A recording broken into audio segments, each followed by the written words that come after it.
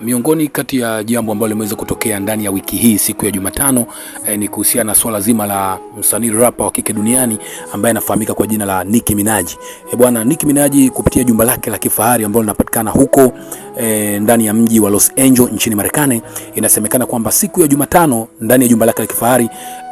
mwanaume mmoja mwenye umri wa miaka 36 anayejulikana kwa jina la Elan Adams amefanya uvamizi katika jumba la kifahari la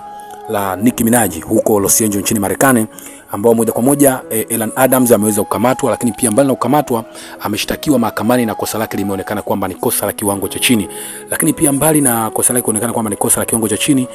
pia inasemekana kwamba Elan Adams wakati anavamia jumba la kifahari la Nicki Minaj, inasemekana kwamba Nicki Minaj alikuwa hayupo nyumbani kwake.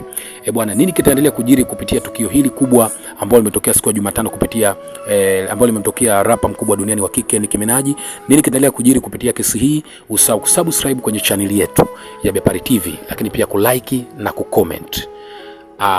Lingine pia la umuhimu ambao naomba nikukumbushe ni kwamba mbali na burudani za comedy na vipindi mbalimbali ambavyo vinaachiwa ndani ya Bepari TV, pia tunakuletea update za wasanii wakubwa kama jinsi ambavyo tumekuletea hii mojawapo ya msanii mkubwa wa kike duniani Nicki Minaj.